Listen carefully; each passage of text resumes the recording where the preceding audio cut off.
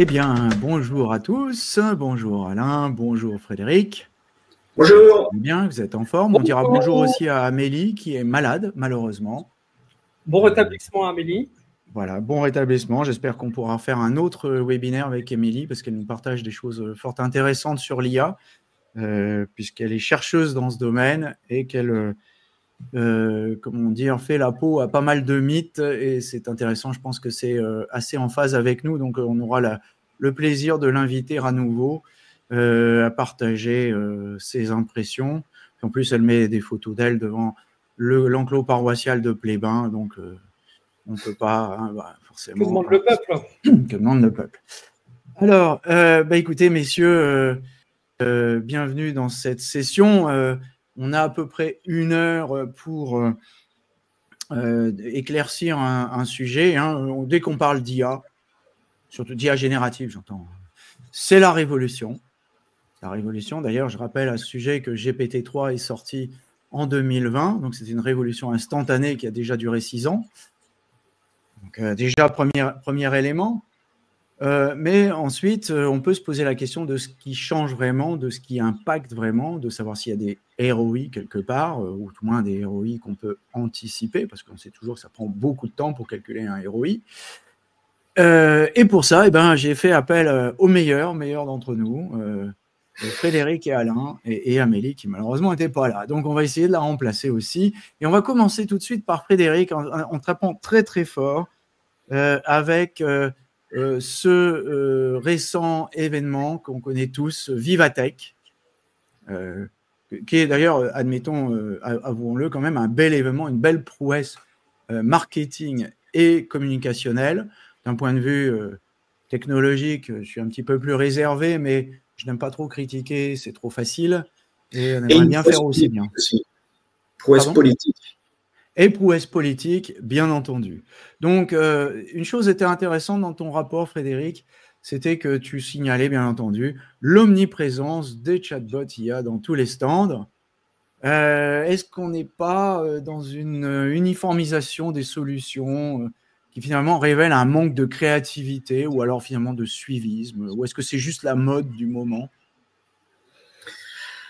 Alors, uniformisation des solutions, c'est compliqué de répondre à cette question. Par contre, une uniformisation des discours, oui, c'est évident.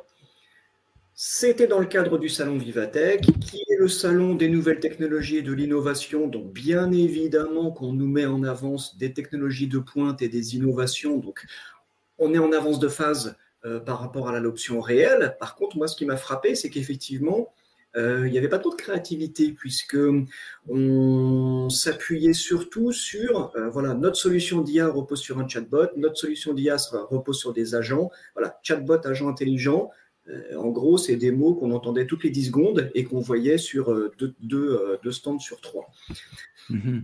Je pense que ça peut s'expliquer par le fait que l'IA est un domaine complexe. Les modèles génératifs ont un fonctionnement et des avantages et des inconvénients qui sont compliqués à expliquer. Et en ce moment, la période est tendue. On ne peut pas se permettre de prendre le temps d'expliquer. Il faut vendre vite, beaucoup. Donc, on prend des raccourcis. Et les raccourcis, c'est les tendances du moment. Donc, chatbot d'un côté et agent intelligent de l'autre. Voilà, comme ça, je l'explique. D'accord. Mais finalement, Alain, on est en train de mettre un peu de la technologie sur n'importe quelle plaie. C'est un pansement qu'on met un peu partout en pensant que c'est une solution universelle. Qu'est-ce que tu en penses? On est déjà passé par là. Il y a 15 ans, souvenez-vous, avec Ajax. Donc, en gros, c'est un petit bout de JavaScript qui permet de ne pas recharger toute la page, mais qu'une portion de la page. Quand, on va dire, tout ça, c'est standardisé, on en a foutu partout, sur tous les sites web, toutes les applications en ligne, partout, en nous disant que ça allait être la révolution, que ça allait tout changer. Donc, effectivement, ça apporte un petit peu de confort. Maintenant, ça s'est généralisé, donc c'est plus différenciant. Là, on est en train de faire la même chose avec les chatbots et avec les agents intelligents. On est en train de chatbotiser et d'agentiser l'existant, donc de repackager du contenu et des services à la sauce IA, donc avec chatbot et agents intelligents. Alors finalement, Alain, plus ça change, plus c'est la même chose? Oh oui, c'est terrible même, parce que là, ce que raconte Fred, ça m'évoque irrésistiblement le CES de 2020 ou 2021, je ne sais plus, que j'avais suivi en ligne. Peut-être que c'était 2020 justement, où tout était en ligne à cause du Covid et où il y avait de l'IA à tous les étages, à toutes les sauces, etc. Et il y avait eu une étude britannique qui était sortie juste après qui établissait que sur les exposants du CES, il y en avait au moins 40% qui mettaient en avant l'étiquette IA, et à l'époque, ce n'était pas IA générative, qui mettaient en avant l'étiquette IA sans en avoir la moindre trace, pas d'IA du tout. Et ça m'évoque terriblement, par exemple, Wirecard, le scandale Wirecard, où Marcus Braun, qui était le CEO à l'époque, disait on gagne, on est performant grâce à l'IA, nous, on utilise l'IA à tous les étages. Et quand finalement le scandale Wirecard s'est révélé, que le château de cartes s'est écroulé, qu'on a fait les audits, etc. Alors quand je dis qu'on, c'est pas moi, hein, mais que les auditeurs ont creusé, les vrais auditeurs, là ils se sont aperçus que à Wirecard, en fait, ils utilisaient de la feuille Excel classico, il n'y avait pas plus d'IA que de beurre en branche. Oui. D'habitude, en fait, en ce moment, c'est la mode. Bon, la mode, c'est ce qui se démode, il faut le dire et le répéter, mais c'est la mode. Oui. Donc, les gens répètent. D'accord. Il y a même eu, c'est mon fils qui me l'avait pointé, une pâte thermique. Vous savez, les pâtes thermiques qu'on met pour, associer un processeur avec son radiateur. On met de la pâte thermique entre deux. Eh bien, il y avait un tube de pâte thermique et il y a marqué Hands by AI. C'est AI. Terrible. Bon, sinon, rien à voir, mais il y a Philippe Deliège dans le chat qui propose un combo de la mort. Il dit si on ajoute à Yann les cheveux d'Alain et la barbe de Fred, on obtient le Captain Haddock. Captain Haddock, il a des cheveux moins gris quand même. Hein. Philippe, il faut réviser. Absolument. Hein. J'hésite à mettre plus à ce commentaire. Mais... Ouais. Oui, alors, il y a un autre commentaire de Sébastien. Sébastien, si vous pouvez préciser un peu, parce que je ne comprends pas bien la question. Il dit « La vérité est ce que tu veux, devient ce que tu veux ». Je suppose que ce qu'il veut dire par là, c'est que c'est une prophétie autoréalisatrice. Mais attention, les prophéties autoréalisatrices, ce n'est pas forcément mauvais. On a eu ça plein de fois en technologie. Et plein de fois, on nous a sorti des bidules qui avaient l'air de servir à rien et qui ont fini par être incontournables. Je me souviens des débuts de l'Internet, on était assis avec les patrons des grandes banques qui nous disaient, en gros, vous croyez que ce truc-là va servir à quelque chose? Et on était infoutus d'expliquer pourquoi, mais on sentait bien que oui, il allait se passer quelque chose. Est-ce qu'on pouvait le prouver? Non. Alors, des wirecards, il y en a eu plein, des wirecards avant, pendant, après, mais ça ne veut pas dire qu'il n'y a pas des choses technologiquement qui existent et qui fonctionnent, n'est-ce pas Frédéric? Mais la vraie question, c'est pas ça. La vraie question, c'est est-ce que tu vois un décalage, puisqu'on parle de révolution, entre l'engouement médiatique et l'adoption concrète sur le terrain? Carrément, puisque moi, ça fait quasiment 2 ans maintenant que je fais plus que ça, des missions de conseil, des formations, des conférences. Et je pense que l'ambiguïté, elle vient de la façon dont on pose la question. C'est que vous avez à disposition tout un tas d'études et de statistiques qui vous disent que le niveau d'adoption de ChatGPT, c'est au moins 50-60%. En fait, la question, elle est mal posée. C'est que si vous demandez à un panel, est-ce que vous connaissez ChatGPT, est-ce que vous l'avez utilisé? Il suffit d'avoir vu quelqu'un l'utiliser ou entendu quelqu'un l'utiliser ou d'y être allé une fois sans trop toucher pour répondre oui. Donc ça biaise complètement. Moi, ce qui serait intéressant, pour moi, c'est d'avoir une statistique sur quel est le pourcentage d'utilisateurs avancés. Donc, ceux qui ont une version payante et ceux qui font l'effort de faire des prompts structurés, voire de créer leurs propres agents. Et là, je pense qu'en termes d'adoption, ça ne serait pas du tout la même chose. Parce que je peux vous garantir qu'on est sur... je ne vais pas les appeler des touristes, parce que c'est pas très correct, mais plutôt des observateurs. Donc voilà. Oui, on a effectivement la population des cadres qui y est allé une fois, qui a fait une recherche Google dedans, ça ne lui a pas plu, mais au moins il y est allé, il sait. Voilà. Donc tout ça ne va pas très loin et c'est bien dommage parce que ça ne participe pas à la conduite du changement et à l'adoption de tout ça. C'est des choses qu'on a déjà eues par le passé. Je me souviens sur les médias sociaux, tout le monde pensait à l'UGC, c'est fantastique. Alors aujourd'hui, c'est autre chose. Voilà, il y avait peu de gens qui participaient vraiment. On disait toujours entre 0,1 et 1% de véritables participants pour 99 à 99,9 qui regardent, ce qui est un peu logique. Dans le même veine, Fauzi Singh nous dit qu'il y a un effet de mode indéniable lié à la nouveauté, à l'incompréhension. Oui, c'est vrai. Et tu parlais toi-même des gens qui font eux-mêmes des agents, etc. Et ils sont très peu nombreux, voire ils ne comprennent rien du tout. Puis aussi, il y a eu beaucoup de bruit qui est généré par les technologues pour expliquer avec des mots un peu ronflants des choses qui n'ont pas grand intérêt. Mais sa question est intéressante. Est-ce qu'on peut comparer, alors je ne sais pas, c'est peut-être Alain qui peut nous répondre, cette situation avec celle d'autres technologies qui ont connu un effet de mode similaire? J'ai donné une ouverture sur le social media, mais c'est un peu différent. Alors peut-être d'autres technologies, Alain?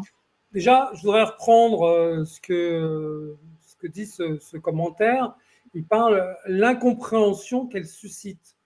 En vérité, si on fait un petit peu cette voix et qu'on apprend cette leçon, on comprend vite de quoi il s'agit. Il s'agit de systèmes statistiques. Et une fois qu'on a compris ça, intégré ça, ça explique énormément de choses. Par exemple, on nous dit ces systèmes hallucinent, c'est un problème, etc. Bon, déjà, hallucination, c'est un contresens absolu. Parce qu'une hallucination, c'est quand on est doté de sens. C'est-à-dire que les sens vous renvoient une réalité qui n'existe pas. Donc, par exemple, vous êtes sous acide, vous êtes en crise ou autre, vous avez des hallucinations. C'est-à-dire que vos sens vous disent une chose, vous y croyez d'ailleurs, du coup, alors qu'en vérité, ça n'existe pas. Il n'y a pas d'hallucination avec ces systèmes. C'est un anthropomorphisme voulu, désiré, mis en avant, poussé en avant par les promoteurs. Le terme exact, c'est confabulation. Oui, absolument. Ah, c'est joli ça. En vérité, tous ces systèmes hallucinent, je reprends le terme à dessein, puisqu'il a été mis en avant, ou confabule, parce que c'est une caractéristique de leur conception. À la base, ils cherchent l'élément à mettre en face du prompt qui est le plus probable. C'est de l'autocomplete. C'est pas autre chose, c'est pas différent. Ça repose sur les mêmes bases que l'autocomplete que vous avez sur votre téléphone, qui de temps en temps vous ajoute un mot que vous ne vouliez pas, que vous êtes obligé de corriger, même que vous avez du mal à corriger, parce qu'il insiste. Donc, incompréhension, oui et non. Si on creuse un petit peu, on comprend très bien de quoi il s'agit. Et quand on comprend très bien de quoi il s'agit, ça coupe tout de suite tous les délires qu'on nous pousse, par exemple, à aller vers les GI, etc. Les GI, bon, rapidement, c'est le niveau d'intelligence générale. C'est le moment où une IA égalera à peu près la performance d'un homme moyen. Et puis, à partir de là, sera capable d'aller au-delà. C'est un concept qui est très vieux. Il est bien évident qu'il est tout à fait improbable, je ne veux pas dire impossible, mais tout à fait improbable qu'on aille vers les GI avec les LLM actuels. No way, ça n'arrivera pas. Ces systèmes ne raisonnent pas, ne pensent pas, n'hallucinent pas. Point. Alors, déjà, pour arriver à l'AGI, il faudrait déjà savoir ce que c'est l'intelligence. Et pour cela, je vous renvoie à l'excellent livre de Daniel Handler, il y en a très peu qui sont à la fois philosophes, mathématiciens et informaticiens dans l'IA. Son livre qui date déjà d'il y a 1 an et demi, 2 ans, et qui s'appelait « Intelligence artificielle, intelligence humaine, la double énigme ». Donc, je vous le conseille. Il est un peu ardu, mais ça vaut le coup de s'accrocher. Il est très intéressant. Je voudrais quand même nuancer un peu ce que dit Alain, parce que cette histoire de perroquet stochastique, puisque c'est le terme utilisé, c'est-à-dire en gros une machine qui répète un peu comme ce qu'on faisait dans les années 50, parce que quand même je rappelle que les premiers textes générés par IA, c'est 56. C'est le premier, d'ailleurs, c'était un poème de Victor Hugo. Si vous allez sur Visionary Marketing, vous pourrez le voir. C'était ce qu'on appelait des n-grammes, c'est-à-dire des des systèmes qui permettaient d'aller taper des mots qui suivaient les uns les autres et d'aller faire des sortes de cadavres exquis statistiques. C'est sûr que ce système-là a été effectivement les LLM départ, d'il y a 2-3 ans, qui fonctionnaient véritablement comme ça. À aujourd'hui, on n'est plus dans cette configuration-là. Attention, je n'ai pas dit que c'était intelligent. J'ai dit qu'on n'est plus dans cette configuration-là. On est dans des machines qui sont, sinon intelligentes, du moins réflexives, c'est-à-dire qu'elles sont capables de développer un raisonnement. Ça vaut ce que ça vaut, je suis d'accord, c'est lent, c'est mauvais, ça déraille. Mais de temps en temps, ce n'est pas si mauvais que ça et ça progresse. Et qui sont capables, je vous invite notamment à utiliser Claude AI avec Sonnet 4, qui est vraiment très très bon et 1000 fois meilleur que ChatGPT, surtout qui est bien meilleur parce qu'il est constant.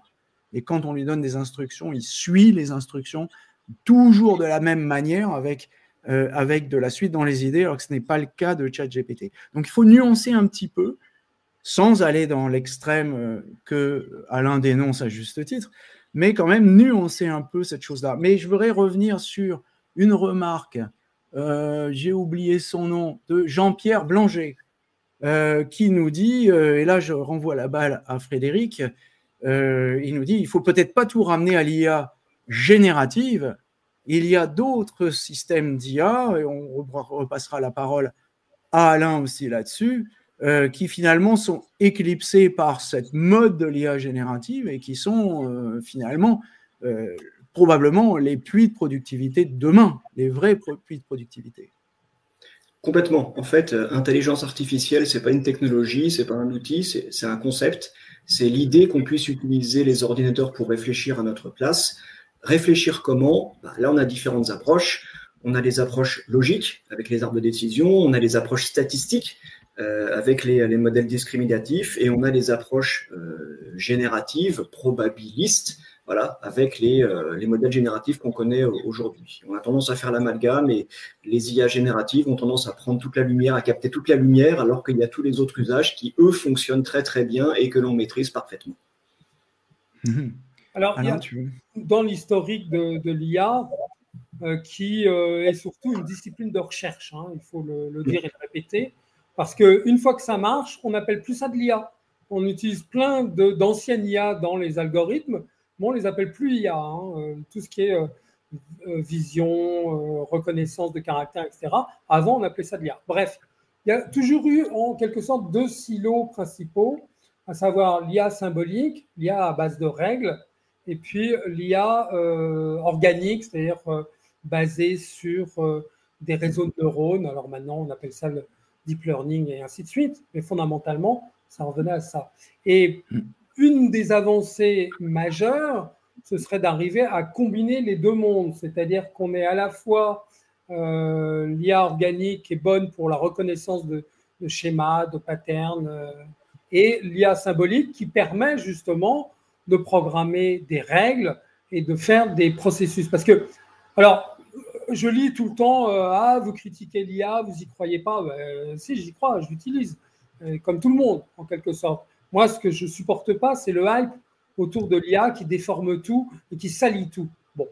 Mais on me donne des exemples, on met des exemples en avant. Jean-Pierre Blanchet nous dit, quand on demande la différence entre Tintin et Milou, il répond sans halluciner que Milou n'a pas de chien.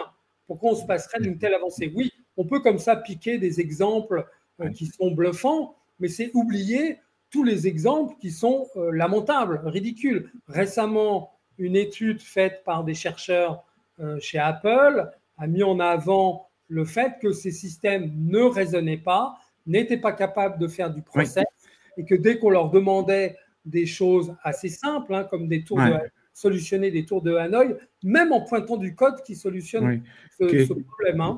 Qui était un papier d'ailleurs d'assez mauvaise foi, d'ailleurs, celui d'Apple. Mais non, je dis pas ça pour sauver le soldat IA. Je dis simplement que c'est un papier qui était de mauvaise foi, c'est tout. Ça s'effondrait tout de suite. C'est sûr qu'il ferait mieux. Mais je reviens sur cette histoire de Tintin et Milou. Excuse-moi, Alain. Excuse-moi, mais c'est loin d'être stupide. Alors, si je demande à Alain Lefebvre, qui lui est un QI de je ne sais pas combien, mais très très haut, de me faire la différence entre Tintin et Milou, il va me dire c'est complètement stupide comme idée. Mais lui, il essaye, je ne sais pas le GPT qu'il a utilisé, Philippe, et d'ailleurs je ne sais même pas si c'est la version payante, et je ne sais même pas si c'est la dernière version, et je ne sais même pas s'il l'a fait la semaine dernière ou s'il l'a fait il y a 6 ans, on ne sait pas. Donc déjà, j'ai vu beaucoup d'exemples comme ça qui étaient cités. L'IA n'est pas capable de résoudre ceci ou résoudre cela, et puis tu essayais, en fait, elle est tout à fait capable de résoudre. Mais peu importe. Quelle est la différence entre Tintin et Milou? Ce n'est pas une réponse statistique. Il n'y a pas de réponse statistique, il n'y a pas de base de données qui te dit la différence entre Tintin et Milou. Il ne va pas chercher la réponse ailleurs et il ne va pas chercher le mot le plus probable après Tintin et Milou. Il est bien obligé de savoir que Milou est un chien. C'est presque un raisonnement, comment dire, oui. On a une question intéressante parce que là, on s'enlise. Non, mais ça devient, je voudrais finir quand même, mais ce n'est pas seulement un raisonnement statistique. Donc, il ne faut pas non plus faire des raccourcis. Oui, pour dénoncer les excès, d'accord, mais il ne faut pas non plus faire des excès. Alors, tu dis, la question, c'est? On va rebondir sur cette histoire de Tintin et du Milou et pourquoi il n'est pas capable de faire la différence entre Tintin et Milou. C'est tout simplement parce que si cette différence n'est pas décrite dans les contenus d'entraînement, le modèle, il ne va pas le savoir par lui-même. Ceci nous amène à parler des déclarations récentes de Yann Lequin, donc, qui est le patron de la R&D chez Meta. C'est le monsieur intelligence artificielle chez Meta qui, lui, a déclaré qu'on avait fait le tour des modèles de langage.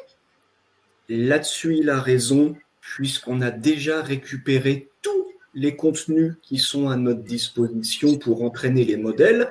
Donc, les modèles tels qu'ils existent aujourd'hui ne pourront plus progresser ou il y aura des progressions à la marge, vu qu'on n'a pas d'autres contenus. D'accord ? Donc, on a déjà aspiré tout l'Internet, on a retranscrit toutes les vidéos YouTube, on a retranscrit tous les comptes rendus de toutes les cours de justice du monde. Tout ça, ça a déjà été fait pour entraîner les modèles. Il n'y a plus de contenu, donc les modèles de langage, ils ne progresseront plus. Et ce que dit Yann Lequin, c'est que lui, il dit « Moi, je veux un modèle du monde. Donc, je veux doter des robots, les robots d'une capacité d'observation du monde extérieur pour qu'ils puissent collecter eux-mêmes de la donnée et qu'ils puissent s'appuyer sur un référentiel de compréhension pour avoir une vision globale du monde. » Et là, effectivement, c'est particulièrement intéressant parce que on y va, pas à l'AGI, donc l'intelligence artificielle généraliste, parce que le terme est trop compliqué, tout le monde s'échappe, mais on se dirige vers une super intelligence. Donc effectivement, c'est une intelligence qui peut apprendre par elle-même, puisque ce sont des robots ou des équivalents de robots qui vont aller capter eux-mêmes l'information, les données, les contenus, et qui vont les structurer en s'appuyant sur des bases de connaissances pour pouvoir accumuler et structurer toutes les connaissances du monde.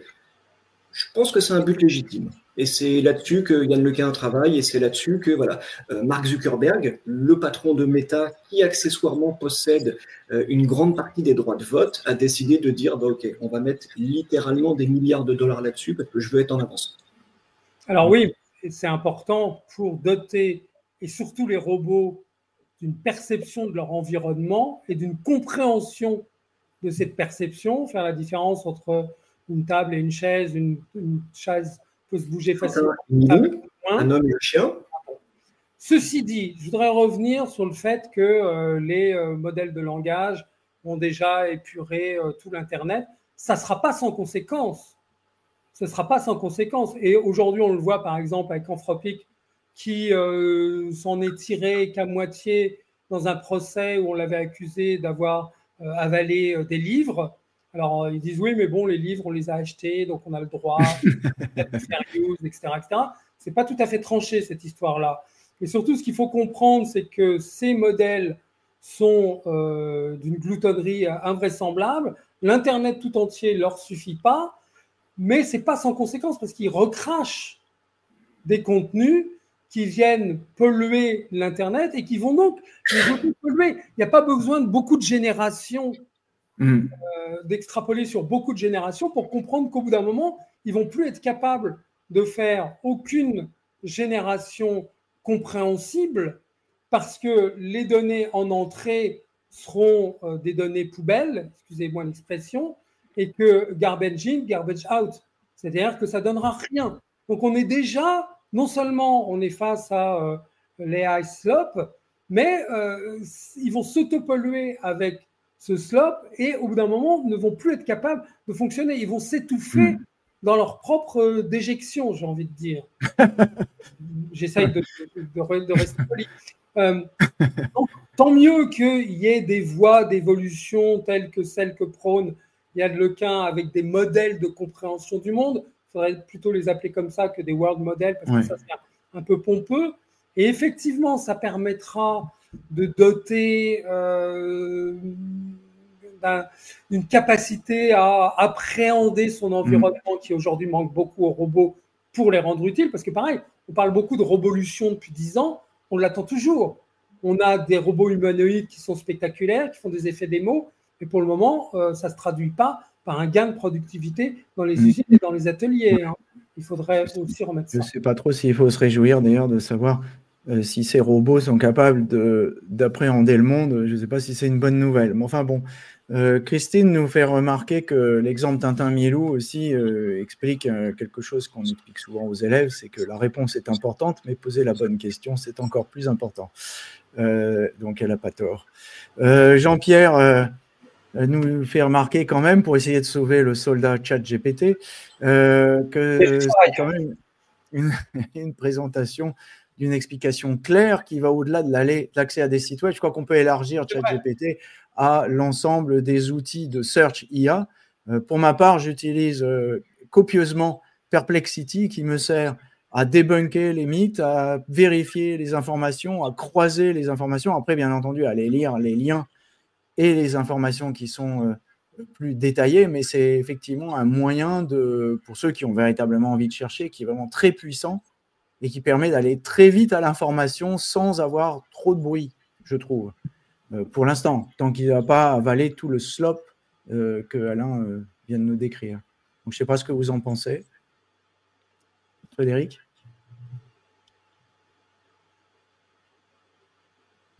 Avec le son, Frédéric. Avec le son. On n'entend plus. Voilà, je suis là.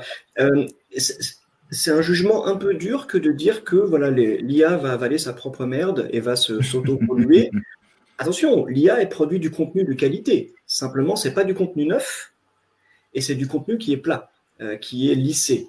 Donc, à force d'avoir trop de contenu lissé, on va finir avec des modèles qui effectivement n'auront plus de saveur et qui ne sauront plus contenter des lecteurs potentiels, sauf que on aura perdu peut-être les capacités à rédiger du contenu intéressant. Donc, je pense qu'il est là le risque. On a une question intéressante qui a été posée, qui est de dire, OK pour les modèles de langage, OK pour le fait qu'il n'y ait plus de contenu, qu'il n'y ait plus beaucoup de nouveaux contenus et que ça va stagner, mais est-ce que les modèles de raisonnement ne peuvent pas aider? Potentiellement, si. À partir du moment où on commence à avoir des modèles qui ne raisonnent pas, mais qui peuvent simuler un raisonnement que l'on peut entraîner pour mieux structurer les connaissances, l'information, et pour pouvoir, on va dire, créer une espèce de base de connaissances universelle qui pourrait après être déversée dans des modèles, on appelle ça la distillation. Là, potentiellement, ça peut le faire. C'est d'ailleurs ce que fait Llama. DeepSeek. Parce que Llama, ils ont la distillation. Jumbo. Donc, ils ont un modèle qui est gigantesque, auquel on ne peut pas accéder parce qu'il est beaucoup trop gros, beaucoup trop compliqué à faire tourner, mais ils s'en servent pour distiller de la connaissance structurée sur des modèles plus petits que là, on peut exploiter, voire que l'on peut installer sur son ordinateur ou son smartphone. Donc, effectivement, ça peut aider. Que si on sait correctement inciter la machine à repenser sa raisonnement, restructurer, voilà. Alors, je suis peut-être naïf, mais moi, je ne crois pas à la fin de la création du contenu. Je pense que les humains ont toujours besoin d'écrire. Je veux dire, on nous annonce la fin du livre depuis 3000 ans, et finalement, on n'en a jamais eu autant dans les librairies. Donc, j'y crois pas une seconde. Éric de Carpentry nous dit, pour revenir à nos robots qui pensent que ce n'est pas une capacité de capter la donnée qui est important, mais bien de construire autre chose que des LLM. Je pense que c'était un peu ce qu'on était en train de dire, mais après, est-ce que c'est la solution de compréhension du monde. Oui. Est-ce que c'est la vision Lequin qui nous excite? Là, par contre, je suis un petit peu moins positif. Mais bon, ça, c'est autre chose. Pour finir sur la créativité, je voudrais mettre en avant un autre bon exemple, pour montrer que je suis quand même pas tout le temps anti-IA. C'est récemment un spot publicitaire réalisé par un prestataire pour Kalshi. Alors Kalshi, c'est un site de paris en ligne sur tout type d'événements. Par exemple, si vous pensez qu'il va y avoir une prochaine guerre entre l'Inde et le Pakistan, il y en a souvent, donc à la limite, vous pouvez parier, mais il faut mettre des dates précises, etc. C'est un site de paris en ligne. Et ils ont fait un spot publicitaire de 30 secondes qui a été diffusé pendant des matchs de football, je crois, je ne suis pas sûr, peu d'importance. Et le type qui a fait ça, il l'a fait pour un budget de $2000, 30 secondes pour $2000. Après, ce n'est pas le coût de diffusion chez CBS et autres, hein. Ça coûtait bien plus. Mais au lieu que ça coûte $80 000, ça coûtait $2000. Et c'est tout en IA. C'est tout en IA, c'est 30 secondes, c'est des tranches de 4-5 secondes mis bout à bout. Alors, c'est des micro-histoires très, très brèves. Et ce qui est intéressant, c'est que le prestataire qui a réalisé ce spot, qui est pas mal d'ailleurs, bon, il est spectaculaire, ça saute dans tous les sens, ça crie beaucoup, c'est très américain. Bon. Il dit que pour réaliser ça, pour 30 secondes, il a fait environ 400 itérations de ces petits bouts de 5 secondes. Donc, on voit que la créativité est en train de glisser vers un autre type de compétences, de constance, d'acharnement à faire des itérations, à les monter, à savoir choisir les bonnes, à savoir discriminer, à savoir le dire, etc. Et surtout, on voit aussi l'impact économique. C'est-à-dire que le type a fait ça pour $2000, alors que s'il avait fait ça avec des figurants en filmant sur place, dans les marécages, etc., beaucoup plus. Ça aurait coûté 80 ou plus encore. Donc voilà, ça c'est un exemple qui illustre peut-être, parce que je veux rester prudent, une forme de glissement vers une nouvelle démarche de créativité. Je n'ai pas dit que c'était formidable, mais ça illustre l'époque. À ce sujet, je vais poser une question auquel il n'y a absolument pas de réponse, mais je m'en sers dans les cours que je donne à mes étudiants en master, c'est est-ce qu'un DJ fait de la musique? Ah. Depuis Daft Punk, oui. Il n'y a pas de réponse. Attention, j'ai dit, il n'y a pas de bonne ou mauvaise réponse. C'est simplement quel est le d'ailleurs, il faut faire danser les gens, et eux, ils savent faire. Et les remixes, d'ailleurs, ont passé sous le radar de la justice pendant des années. Ils commencent à se faire rattraper, là, en ce moment, bizarrement. Par rapport à ce que disait Alain sur la vidéo qui demande beaucoup d'itération, alors le Wall Street Journal, ils ont fait une vidéo scénarisée comme ça qui est fantastique. Pas mal, ouais. Et après, ils font le debunking et ils expliquent comment ils l'ont fait, comment ils ont fait le scénario, le nombre d'itérations. Donc, pour faire court, le chiffre le plus intéressant, c'est 1000 rushs. Ils ont généré 1000 vidéos pour faire cette vidéo. C'est extraordinaire. Donc, effectivement, on peut faire des choses, mais ce n'est pas si simple que ça. Alors, donc, je reviens sur une remarque de Sylvain par rapport à ce que tu disais sur Anthropic. Oui, précis. C'est très bien d'ailleurs son commentaire. Moi, je ne suis pas allé jusqu'à ce niveau de précision, mais en gros, le jury est toujours en délibéré sur cette histoire. Et Anthropic peut très bien se... Non, parce que... Pas tout à fait. Ils peuvent quand même écoper d'une amende qui peut s'avérer être très élevée. Ok, pour en revenir technique, sur la distillation, Jean-Pierre nous fait remarquer que, je ne sais pas trop ce qu'il veut dire par là, plus il y a de distillation, moins il y a d'expérience. Ouais. Ça se dilue. C'est parce qu'en fait, c'est un gros modèle qui entraîne ou qui renforce l'entraînement d'un petit modèle. Donc là, ça crée une chaîne, un intermédiaire en plus. Donc on ne sait pas expliquer pourquoi. Tu veux dire, oui.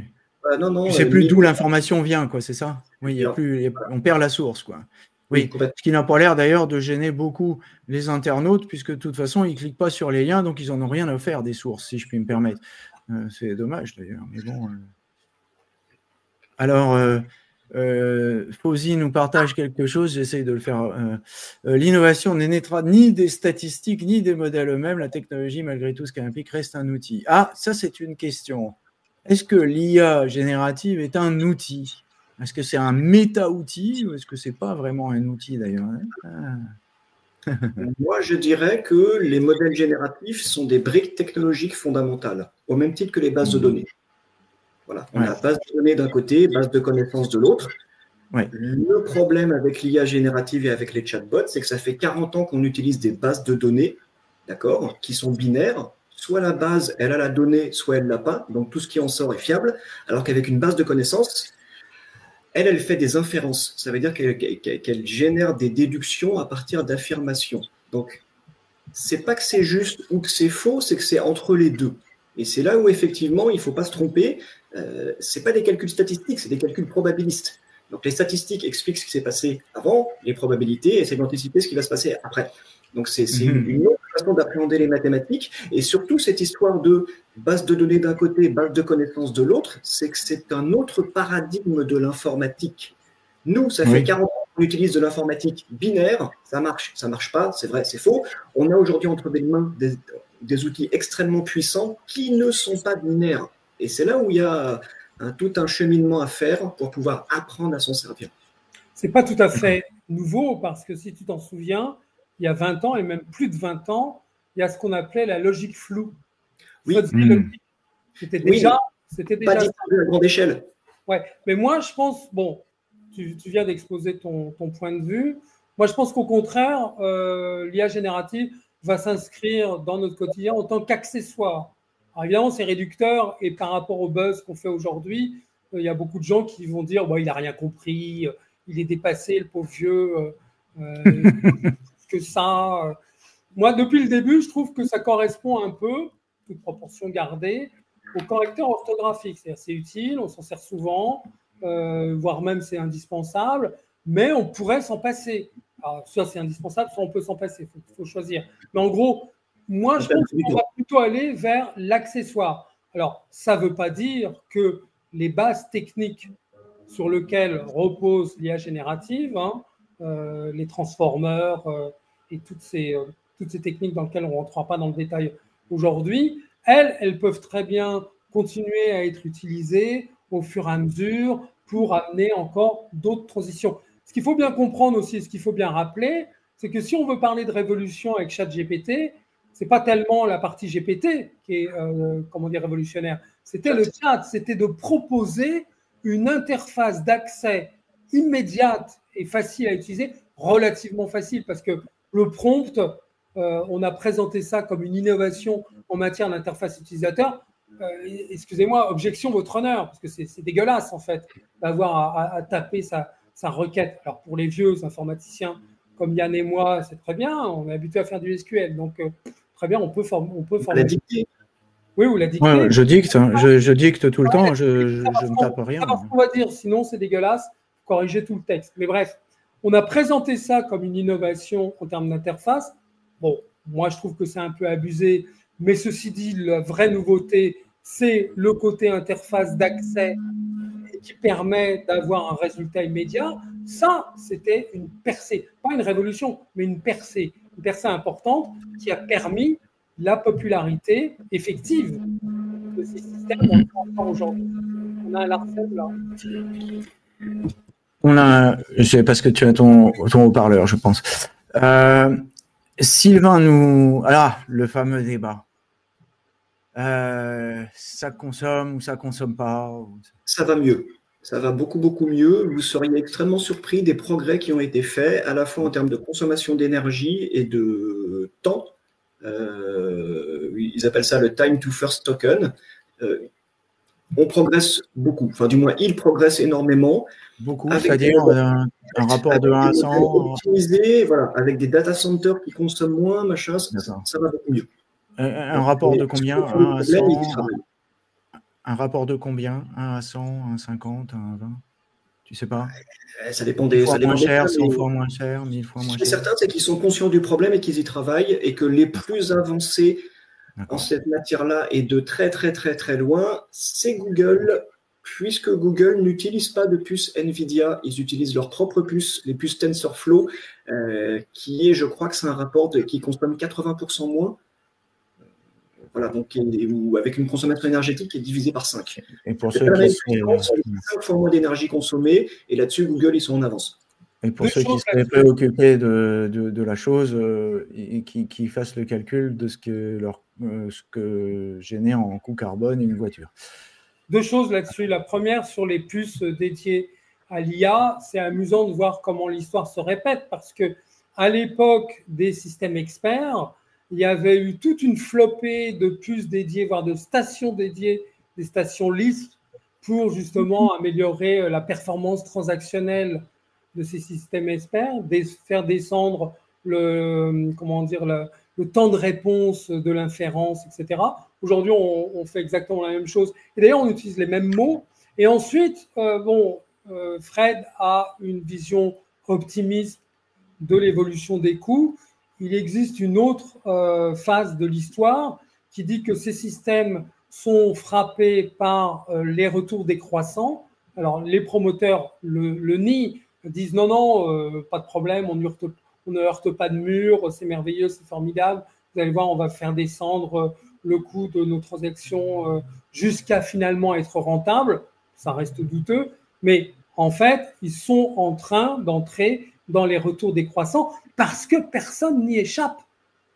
Personne n'y échappe. Depuis l'évolution technique connue, mettons, depuis la première révolution industrielle, il n'y a pas un système sur Terre qui a échappé au retour décroissant. Qu'on me dise le contraire, qu'on me prouve le contraire. J'attends. Frédéric, on l'entend plus à nouveau, Frédéric, il est coupé. C'est pour éviter le Larsen, je coupe mon micro. Oui. Je pose la question de, 36 ans après l'invention du web, on questionne encore son impact économique réel. Risque-t-on le même scénario avec l'IA générative? Peut-être, mais dans très très très longtemps. Je vous rappelle pour mémoire que nous n'avons toujours pas fait le bilan du web. Est-ce qu'on vit mieux avec le web? Est-ce qu'on vit mieux avec les smartphones et les médias sociaux? Et surtout, chacun de nous a la réponse à l'intérieur, mais qu'on n'ose pas la vocaliser. Donc, c'est pour ça que je fais référence ici dans ma question à Václav Smil.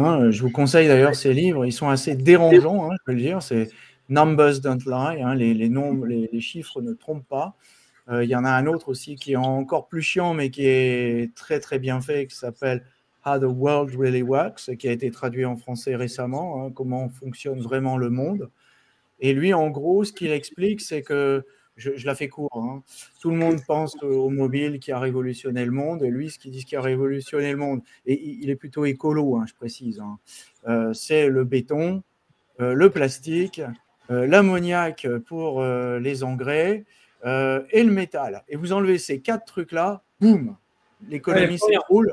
Vous enlevez l'ammoniac, vous tuez 1 milliard de personnes sur Terre tout de suite. Voilà, parce que il n'y a plus d'engrais, et s'il n'y a plus d'engrais, on ne nourrit plus la population, boum, les trucs tombent tout de suite. Donc, c'est pas qu'il il ne se réjouit pas de ça, forcément. Effectivement, la question était intéressante de dire, aujourd'hui, est-ce qu'on peut questionner l'impact économique du web?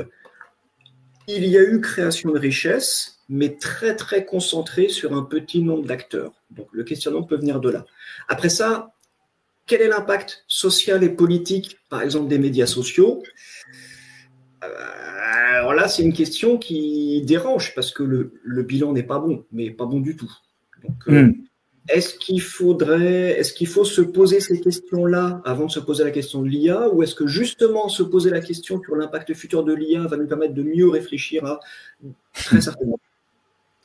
D'ailleurs, Fauzi nous donne une réponse un peu en biais. En fait, on est un peu aveuglé par ChatGPT, mais finalement, il y a peut-être d'autres solutions qui sont en train de transformer en profondeur d'autres secteurs. Mais enfin, en même temps, Fauzi, la question de Smil, et c'est d'ailleurs une question qui est ancienne, c'est la question de Solow, Robert Solow, qui est un économiste américain. C'est le fameux paradoxe de Solow. Si je résume très brièvement, c'est on voit de l'informatique partout, sauf dans les lignes de pas de bilan. Voilà, c'est à peu près ça. Donc, en gros, il n'y a pas… il y a de l'informatique qui fait tout tourner, mais vous pouvez l'enlever. En gros, ça ne changera rien au film. Et je reviens à ce que je disais ce matin dans une vidéo suite à un post de Frédéric sur ce qu'on appelle le hiring slope, c'est-à-dire que ce qui se passe aujourd'hui, c'est que bien entendu, les employeurs utilisent l'IA pour trier les CV, donc du coup, les candidats utilisent l'IA pour générer des CV, et donc dans une sorte de course à l'armement, les recruteurs utilisent l'IA pour décoder les CV qui ont été produits par l'IA. Enfin, ça devient un truc de folie. Et le résultat des courses, c'est qu'on trie, il lui faut à peu près 3 mois pour trier 1200 CV. Et le chiffre que je donne, c'est ce que j'ai connu moi dans les années 80, c'est-à-dire à peu près 2000 CV, ce qui était un grand classique. Il fallait moins d'un mois pour les traiter à la main. Donc peut-être que les gens étaient... Il y avait des ordinateurs qui processaient moins, mais peut-être que leur cerveau marchait un peu mieux. Donc je ne sais pas, peut-être qu'il faut quand même se poser la question de savoir quel est cet impact. Je voudrais revenir sur ce qu'il disait Fossi, là, Oui. à propos de « vous ne voyez pas le nombre d'actions promouvant l'IA », etc. Mais si, je ne le vois que trop. Le problème, c'est qu'on est dans une dichotomie terrible entre tous ceux qui sont inspirés par ces effets d'annonce et ces effets démo extraordinaires, en disant « oh là là, l'IA va tout changer pour tout le monde, ça ne sera plus jamais pareil », etc. Et qu'il y a très peu, très très peu de voix discordantes. Mais là, il suffit de s'appuyer sur un passé relativement récent. Quand en 2015-2016, il y avait les progrès du machine learning, deep learning, etc., on annonçait que c'était extraordinaire, formidable, qu'on allait avoir la révolution, les voitures autonomes, etc., etc. Alors, je sais que je reviens souvent sur cet exemple, mais aujourd'hui, en 2025, 10 ans après, 10 ans, hein, 10 ans, moi, l'échelle de l'évolution, c'est 10, 20, 30 ans à chaque fois. C'est ce que j'appelle l'échelle de Lefebvre, en toute modestie. On y reviendra peut-être. Mais bref, 10 ans après, on s'aperçoit que on parle beaucoup moins de deep learning. Maintenant, on parle d'IA générative. On parle un peu moins de voitures autonomes parce qu'on s'est aperçu avec le recul, que finalement, c'est beaucoup moins facile qu'il n'y paraissait. On a dans ce recul justement un retour sur le biais des données.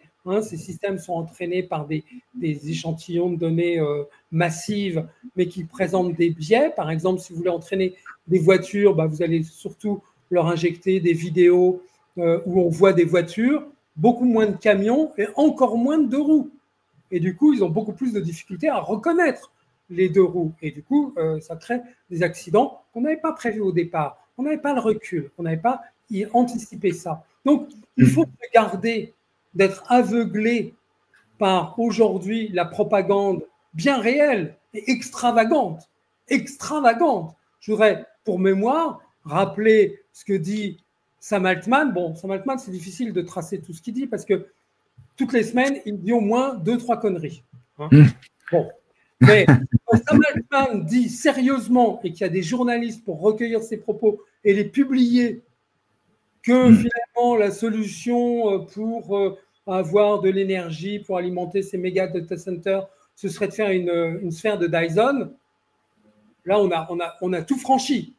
On a tout franchi. On voit que ce type est soit complètement fou, soit il se moque de nous, mais à des degrés quand même assez élevés. Donc, on a une propagande qui est terrible. Oui. C'est un transhumaniste, donc déjà, on commence mal. Ouais. Donc, on a une propagande nocive, je n'hésite pas à le dire, nocive, massive, qui est une propagande solutionniste. Ce n'est pas la première fois. Ça fait 30 ans qu'on nous balance du solutionnisme pour tout, y compris vous vivrez éternellement.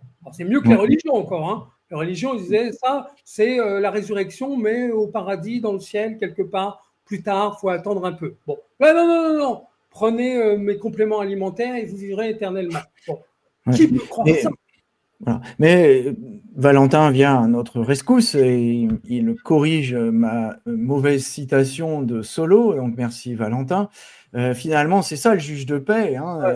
C'est ça. Alors, Acemoglu d'ailleurs, qui a fait un rapport l'année dernière qui était très très impressionnant l'été, qui expliquait justement l'impact de l'IA en général comme étant largement surévalué. C'est bizarre d'ailleurs que ce rapport qui avait fait beaucoup de bruit au mois d'août de l'année dernière est passé complètement à la trappe depuis, mais c'est bien dommage.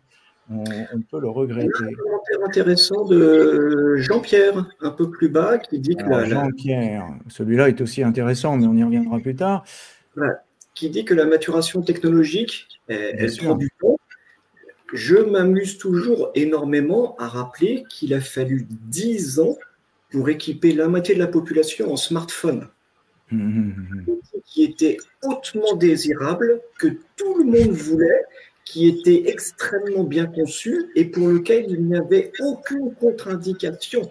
Jamais personne n'a dit « Attention, le smartphone, il se trompe. Attention, le smartphone, il va prendre votre boulot. » Et on essaie de nous faire croire que ChatGPT, c'est le nouvel iPhone. Attendez, mais ça met extrêmement longtemps à se déployer. Vous vous rendez pas compte. Déjà parce que la technologie, elle n'est pas mûre et elle évolue tout le temps. Et en plus, parce qu'on a des vents contraires. Donc, je plutôt au scénario où en 6 mois, on a des milliards d'utilisateurs de l'IA générative et qu'elle change tout du jour au lendemain. Et ce qui est très amusant d'ailleurs, c'est chez Anthropic, Dario Amodei qui a prédit la disparition du développeur, donc plus de développeurs, mais qui n'a pas enlevé les recrutements de développeurs chez Anthropic où ils continuent de recruter comme des bêtes. Donc finalement, c'est eat your own dog food. Mais ce gars est un escroc. Ce gars est un escroc. Dario Amodei, c'est un escroc parce qu'il se dit il faut que je fasse au moins autant que Sam Altman. Il voit bien ce que fait Sam Altman et ça marche. Les journalistes qui viennent recueillir sa parole continuellement. Donc Dario Amodei, il n'hésite pas. 90% des développeurs seront remplacés, mais par contre, lui, effectivement, il en recrute. Alors, détail amusant, il interdit au type d'utiliser l'IA pour les tests de recrutement. Ah bon, alors, ils ne vont pas utiliser tes outils une fois qu'ils seront embauchés chez toi. Non, ce gars-là est un escroc comme d'autres. Et puis, on le voit tout récemment avec le buzz autour de Murati, là, qui a levé beaucoup d'argent. On est en plein FOMO. Le phénomène actuel, c'est le FOMO. Alors, c'est un FOMO qui devient un mode de panique parce que les gens se sont rendus compte que Sam Altman, il n'y avait plus que le type de SoftBank qu'il arrivait à convaincre. Tout le monde commence à l'écarter et à se dire que ce gars-là est cinglé. Et effectivement, il est, et à la limite, ce sera presque une excuse pour lui d'être cinglé. Mais donc, on cherche quel est le prochain génie qui pourra faire continuer la machine, parce que la panique de tous ces gens-là, c'est une crise de croissance. Il faut comprendre que ça fait des années, et on le voit dans les chiffres, tout le monde dit que l'activité ralentit, l'activité de service ralentit, etc. Oui, parce qu'on est dans une crise de croissance. Depuis le début 2020, nous sommes, et c'est le fait principal dont on ne parle presque pas, nous sommes dans une crise de croissance. Alors, c'est d'autant plus vrai dans la tech d'ailleurs.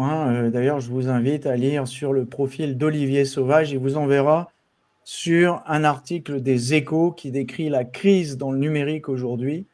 Alors, je ne pensais pas tellement d'ailleurs dans l'informatique classique, parce que là, l'informatique classique, c'est cœur de métier, donc on ne peut pas vraiment y toucher, mais c'est plutôt dans les domaines numériques, web et autres, qu'effectivement, ça souffre en ce moment. Donc, effectivement, c'est un moyen de relancer la machine.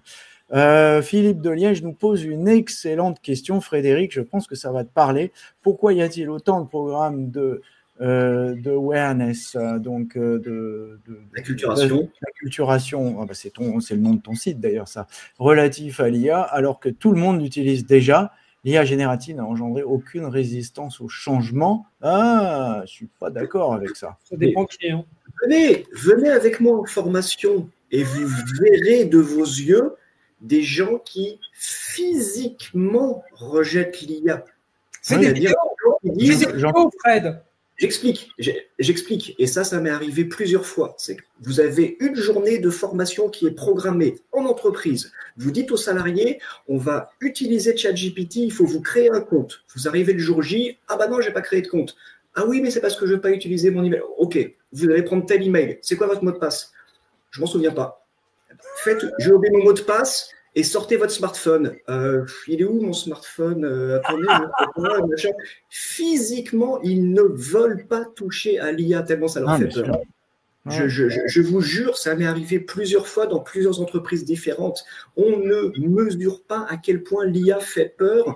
Elle terrorise et elle crée un stress énorme sur des salariés qui étaient déjà pressurisés à cause du numérique. Bien sûr. Et c'est vrai d'ailleurs de toutes les technologies. Vous verrez, vous pourrez constater par vous-même, je vous jure. C'est vrai encore de toutes les technologies. On voit encore des gens utiliser les smartphones comme si c'était une poule qui découvrait un couteau. C'est assez abyssal. On en est à des points où quand même les gens sont à ramer pour essayer de retrouver leur mot de passe et où on les amène sur des applications où même les experts commencent à être paumés, à essayer de suivre les évolutions et ils n'y arrivent plus parce que c'est tellement complexe, c'est tellement rapide qu'on n'y arrive plus. On se raconte des histoires, mais oui. Alors, je vais donner un contre-exemple d'une surutilisation de l'IA. On parlait tout à l'heure que les modèles de langage avaient avalé toutes les décisions des cours de justice, etc. Il y a une base de données qui existe, une base de données américaine, qui recense tous les cas où des avocats ont fait leur plaidoirie en s'appuyant sur de l'IA générative pour écrire le texte, pas forcément ChatGPT, parce qu'il existe des outils d'IA dédiés au monde du juridique.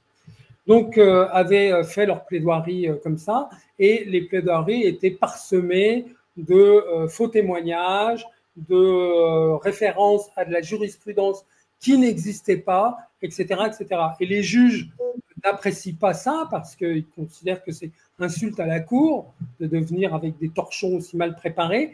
Et donc, la base de données recense les cas où les juges ont infligé des sanctions aux avocats qui avaient utilisé de façon idiote l'IA générative. Il y a des centaines de cas dans cette base de données. C'est extraordinaire. Elle est disponible en ligne, on peut voir. J'ai regardé un peu, je n'en revenais pas. Des centaines de cas. On approche de la fin de notre webinaire, mais juste une remarque amusante de Christelle. Je pense que ça décrit bien le monde numérique d'aujourd'hui. On en est à faire des trucs qui sont absolument extraordinaires, avec des chaînes de raisonnement, encore une fois, qui ne sont pas parfaites, qui sont plein d'erreurs et qui sont lentes, mais qui sont quand même assez extraordinaires, soyons francs. Et en même temps, on n'est pas foutu d'enlever les cochonneries, pour ne pas dire autre chose, de sous-titres sur cette cochonnerie de vidéos LinkedIn. En fait, il suffit de cliquer dessus et d'enlever et de cliquer sur CC. Mais c'est nul, je dois avouer. Cette interface utilisateur est complètement nulle. J'en suis désolé. Et je ne sais pas si c'est peut-être parce que mon profil est en anglais. Je ne sais pas pourquoi il se met en anglais. Je ne comprends pas. Je n'ai toujours pas compris. C'est comme Siri qui n'est toujours pas capable de parler au moins 2 langues. Enfin bon, tout est comme ça. On en est à faire, à apprendre à courir à toute vitesse alors qu'on arrive à peine à ramper, quoi. Je ne vais pas dire marcher, quoi. C'est ramper. Et je pense qu'il y a vraiment ici beaucoup de choses qui sont cassées dans la technologie qui mériteraient d'être réparées avant qu'on aille trop loin, trop vite, quoi. Je veux bien qu'on fasse de l'AGI, enfin être capable de taper un texte vocalement dans n'importe quelle langue instantanément devrait être quelque chose d'ultra facile vu l'antiquité de cette technologie. Bien, peut-être une petite dernière question pour la route de Fauzi. Si on se refuse à l'IA, d'autres iront et l'utiliseront pour être plus performants. Oui, on en revient sur cette histoire de FOMO. Il y a une peur, effectivement, de rater le wagon. Est-ce que c'est grave? Est-ce que, Frédéric, toi qui es dans l'acculturation, puisque c'est le nom de ton site, est-ce que tu es aussi de cet avis ou est-ce que tu penses que on peut temporiser un peu ou prendre un peu de recul? Temporiser pour prendre du recul, pour mieux immerger dedans. Voilà, c'est ce que je préconise, mais je crains que ça soit juste temporisé parce qu'on n'a pas envie, on n'a pas le temps et ça fait peur. Et là, ça serait quand même une grave erreur. Parce que vous le vouliez ou non, l'IA déferle sur le monde, enfin l'IA générative, et il va falloir faire avec. Tout comme on n'a pas pu débrancher l'Internet, tout comme on n'a pas pu débrancher Wikipédia, on ne va pas débrancher l'IA ou ChatGPT, donc il va falloir faire avec. Toi, Alain, qui est assez critique, tu veux le débrancher ou tu ne veux pas le débrancher? Non, bien sûr, pas le débrancher. Pourquoi? Moi, je m'en sers aussi. Mais moi, je ne me sers pas de ChatGPT. Je ne veux absolument pas participer à, comment dire, Sam Altman. Mais bon, une petite histoire parce que je fais vite. La propagande actuelle, c'est de faire peur aux gens avec les jobs. C'est-à-dire que l'IA va piquer votre job, etc. Ah oui. Petite histoire rapide. Quand IBM est rentré dans le jeu dans les années 2010 avec Watson qui avait éclaté les champions de Jeopardy, et donc ils avaient à leur disposition un truc qui semblait être capable de faire tout et n'importe quoi. Ils se sont décidés à aller vers le marché du médical et plus exactement des radiologues. C'est-à-dire que Watson va remplacer votre radiologiste, il va lire les radios des patients et il va être capable de détecter les tumeurs, etc., etc. Bon, ça a été un gros flop parce que tout simplement, ces centres de radiologie n'avaient pas de base d'entraînement numérisée et correctement annotée qui permettait d'entraîner Watson conformément. Or, IBM fournissait Watson, il ne fournissait pas les données d'entraînement.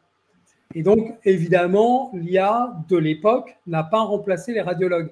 Tout récemment, Dario Amodei, jamais en retard d'une hyperbole, a dit « Et vous allez voir, l'IA, ça va remplacer, il y a plein de métiers menacés, développeurs, mais radiologues aussi. » C'est-à-dire qu'il remet ça sur le tapis 10 ans après, plus 15 ans après, en disant « Ouais, vous allez voir, ça va tout remplacer. » Mais bordel, excusez-moi, bon sang, mais taisez-vous. Voilà, ça, ce sera le mot de la fin pour moi. En fait, Alain, je pense qu'il y a une règle d'or, c'est de dire que l'IA va prendre le travail des autres. Le mur, bah non. Aucune chance. Lui, voilà, ouais, lui, il est mort. Voilà. Justement, pour conclure, en rebondissant sur ce que tu dis, il y a une phrase, moi, qui me hérisse le poil, c'est si tu ne te mets pas à l'IA, c'est celui qui s'y est mis qui va te piquer le tien de job. Ouais. Conclusion là-dessus? Ça veut dire quoi, se mettre à l'IA? C'est-à-dire que, par exemple, le type qui a fait la vidéo de Kalchi, c'est sûr que lui, grâce à l'IA, il devient compétitif. Mais est-ce que c'est généralisable à beaucoup de cas concrets? Ça reste à voir, ça reste à démontrer. Ça reste à voir. Je ne suis pas convaincu. Oui. Et comme on le disait au début, eh bien, ça a déjà pris 6 ans pour en arriver là où on est, donc ce n'est déjà pas une révolution instantanée, et ça va nous prendre encore un peu de temps, probablement 4 à 5 ans, pour qu'on puisse décanter un peu. Et j'espère que Václav Smil sera encore en vie pour nous écrire un livre là-dessus, d'ailleurs. Et en attendant, Valentin Lefebvre, digne fils de son père, je finis sur sa citation qui me paraît bonne, et aussi celle de Loïc. Il faut prendre du recul, nous dit Loïc, et là je suis bien d'accord avec lui, et il faut effectivement retrouver le sens critique. C'est d'ailleurs tout la direction de mes recherches et de mon travail d'enseignement sur ce sujet. Merci Valentin de cette excellente conclusion. Je vous remercie, il est 14h02. Merci pour cette heure, merci Alain, merci Frédéric. On regrette Aurélie, mais on remettra le couvert d'ici un peu de temps, d'ici qu'elle se soit remise, pour poursuivre cette passionnante discussion. Merci messieurs, merci à vous tous, merci pour vos questions, c'était top. À bientôt. Bonne journée. Merci à tous.